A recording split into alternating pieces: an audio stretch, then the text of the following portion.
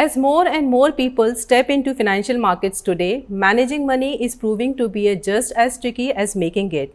And that's where good financial advice really counts. And who better to talk about this than my guest today, Dante De Gori, Chairman of the Financial Planning Standards Board. It's a global professional body which sets the standards and gives CFP certification across 28 countries. With over 2 decades in the financial services industry, Dante has been at the forefront of shaping the future of financial advice. His visit to India comes at a time when investor participation is booming, but so are the challenges from market volatility, geopolitical risk to trade wars. In this conversation, we will explore the evolving role of financial planners and why good advice matters more than ever in today's complex world. Dante, welcome to India. Great to have you with us today on the show. Please tell us, how do you see the financial planning profession evolving in India compared to global markets? And do you think 3,200 CFPs enough for a huge country like India? Well, firstly, thank you for having me. It's a pleasure to be here. And firstly, there is so much opportunity here in India in respect to the financial advice, financial planning marketplace. To put in a context, your question about whether there's enough CFP professionals here in India, no, there isn't, of course, in terms of the population size. But it is in the right trajectory. It is going up. India, for the first time, crossed 3,000 CFP professionals and continues to have a lot of interest from the marketplace for people wanting to undertake the certification. One of the differences between the Indian market and global markets in respect to financial planning, I think, is the time in which financial planning has had to evolve. Many other markets like the US, but of course in the UK and in Australia, markets have been much more mature in terms of the evolution of financial planning, the creation of a financial planning profession. And so there is time that is needed in order to develop the financial planning marketplace here in India. And so too the public, in terms of its awareness, understanding and acceptance of the role of financial advice that can play in their lives. And that is a combination of financial literacy, financial capability and financial education. And as that grows, then the demand will grow and the need will continue to grow. Dante, I will also want to ask you this question, that what is your view on India's regulatory environment for financial advisors? And I'm asking this specifically for India because in India there is a requirement of RIA license through NISM. So what is your view on this, and how do you look at it, and what global practices can India adopt to expand its reach? Yeah, look, it's a interesting question, and every territory around the world has unique regulatory requirements and regulatory settings. It is very clear that in India there are very specific requirements, but again, the CFP certification is about holistic financial planning, and so there are many different regulatory interactions or different regulators that I believe are required or are needed to supervise, if you like, the practice of financial planning across the whole marketplace. In many different territories, there are similar challenges, as in there are multiple regulators that a certified financial planner has to engage with. In some territories around the world, there's only a single regulator that they have to interact with. So again, it's very difficult to compare when every market is a little bit different. But what I will say is that the role of the regulator is very much to ensure the protection and confidence to the public about the financial services market. And one way of doing that is a regulator should be supporting, encouraging, promoting the awareness of which professionals should the public be seeking advice services from. And of course, here and around the world, CFP certification is one of those professions in which regulators often point to for consumers in terms of who you should trust, who you should seek out if you would like professional advice services.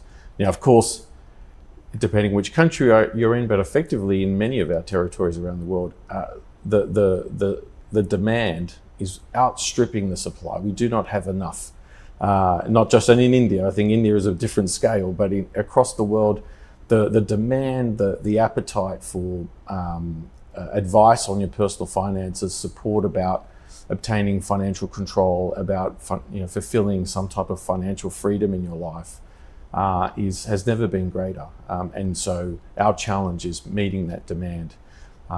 There's a role for us in terms of the Financial Planning Standards Board, but there's definitely a role for all regulatory bodies around the world, because we work together in partnership in terms of ensuring there are qualified, trusted, ethical and competent financial planners who can support and deliver advice to their respective citizens. Right, Dante, you have very rightly said that there is very immense demand in the country and across the world also, but there is a supply constant. So my question is, do you have any specific plans or new initiative where FPSB is looking out to roll out more for the Indian market?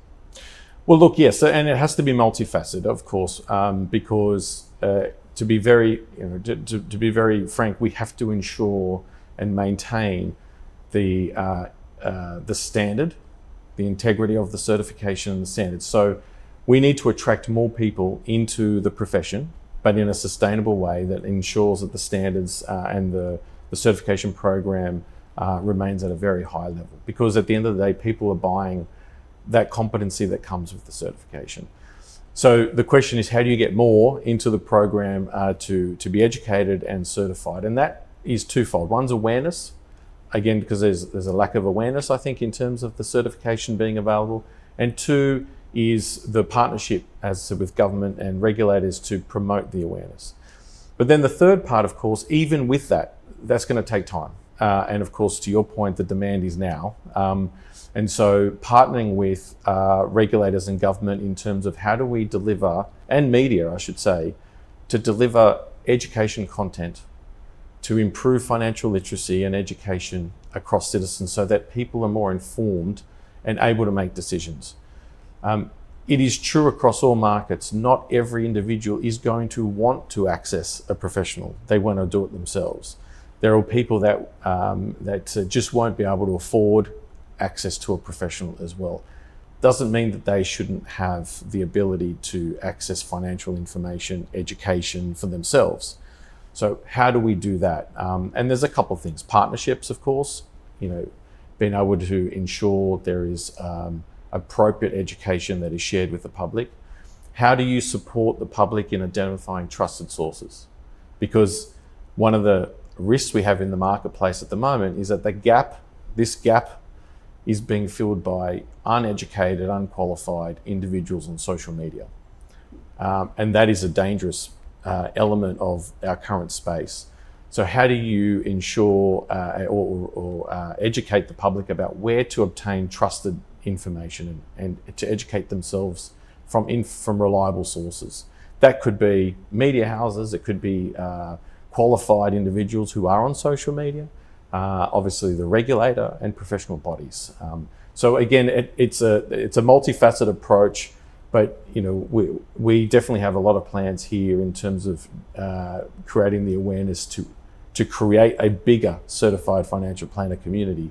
But equally, how do we help educate, promote, and support and guide the public about where to get trusted information and sources? Okay, when you talk about education of public, the investment landscape has changed significantly post-COVID, Yes. with new asset classes like crypto emerging. So at the same time, when the world is grappling with heightened market volatility, especially in the backdrop of developments like the Trump tariffs, how is FPSB as a global standards body equipping financial advisors to navigate and prepare for these new and evolving challenges? Yes, that's a very good point. And again, this is something that will continue to be both a challenge and opportunity as things continue to evolve and change, especially with technology.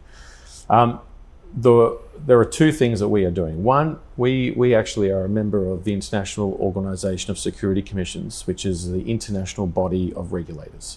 SEBI here in India is a member of IOSCO as an example.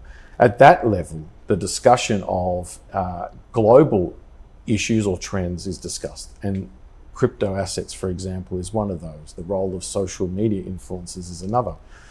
And at that level, there's discussions about what tools and resources and support can be provided for regulators to assist the public in respect to these things. How, in terms of education, but also how do you protect against scrupulous operators, etc. And we play a role again in terms of the broader financial planning community who stand as the trusted advisor for the client to be able to educate and support them. But again, as I said, there are many people that are not at that that have a financial planner, and so you need to go broader. Also, the community of financial planners around the world also themselves need to be educated and trained on these new trends and the changes like crypto assets. And so what we do is we always evaluate and review our curriculum, our body of knowledge that future certified financial planners are trained on, and then existing financial planners are required to continue professional development. They are required annually to maintain their knowledge and expertise on all matters of the markets. Tax, for example, that changes, retirement planning, etc. All those changes that may be from a legislative or regulatory perspective.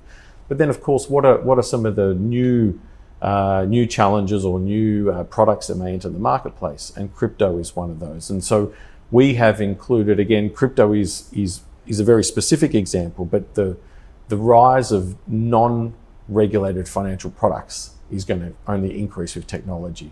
And so how do you equip financial planners? And our training and our ongoing professional development is there to support financial planners to equip themselves in a way so they can provide advice on these new and emerging products or matters that are occurring around the globe, and be able to assist their clients in terms of decisions that they need to make. So it's a combination of educating ourselves, it's a combination of working with regulators to ensure education is disseminated across investors, and that financial planners remain the trusted source in terms of guiding and supporting individual investors about choices that they will make.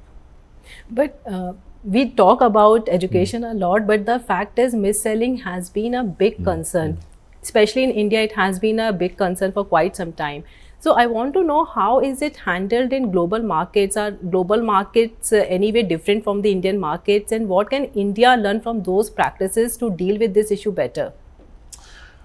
The reality is misselling has been around forever. Forever there's been a financial product or a financial marketplace, misselling exists, and it will continue to exist. We can only help, I think, and regulation is part of that, to try and reduce the opportunities for people to missell. But it exists, and it is a difficult thing to eradicate. All we can do, again, is where someone is in a position to engage with the public, it is our preference that that person is qualified and trained and has an ethical obligation to serve the client first. A client first principle of fiduciary duty. That's our belief. But of course, again, this is something that every market has to consider themselves. But of course, I believe the best approach is how do we educate investors about about verifying their sources of information, about even getting a second opinion. In medicine, sometimes we may not like what the doctor says and we go get a second opinion. Sometimes we should do that, or we should do that with our finances as well. Anything that we can use to help equip investors with the tools and resources to prevent them being a victim of misselling is really important. And so again, that's difficult because there is so much misinformation in the marketplace anyway, but that's a challenge that we have. Other territories have the problem of misselling as well. Other countries have that problem. Regulators are doing their best to enforce. There are laws already about misselling. In most financial markets, misselling is something that is prohibited, obviously. But you need to also enforce those actions. So being resourced to be able to enforce those actions as well, because obviously if you can enforce, then that may deter individuals from perhaps misselling. So look, there are a number of different things. It's something that is not just a concern here in India, especially with social media.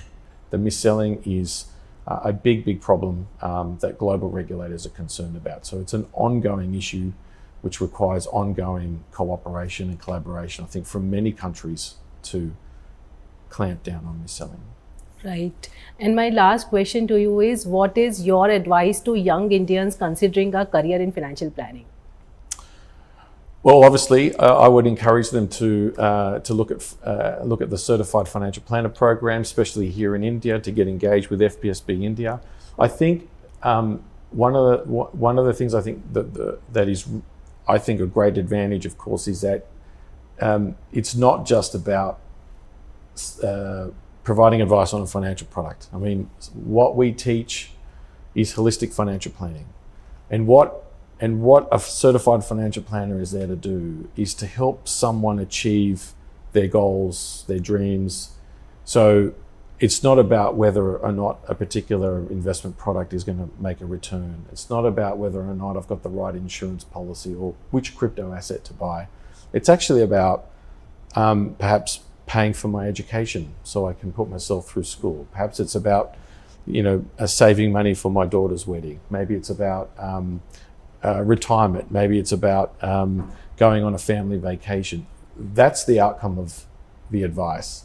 It's not the aspects of which financial product you should invest in. And so if you're interested in helping people, if you're interested in ensuring someone has financial control of their lives, potentially achieve financial freedom, then I would encourage them to undertake the Certified Financial Planner program and make a difference. If you want to support the new Bharat in India, then the role you can play is to educate yourself and become certified and help the rest of the community in respect to ensuring their financial freedoms and their personal finances are met. Well, that was a fascinating conversation, Dante. Thank you so much for sharing your global insights on financial planning and the evolving role of financial advisors in today's world.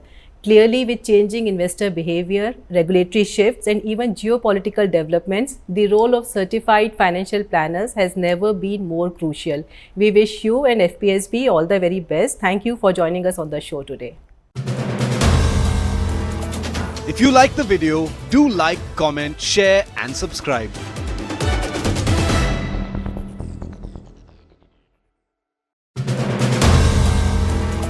If you like the video, do like, comment, share and subscribe.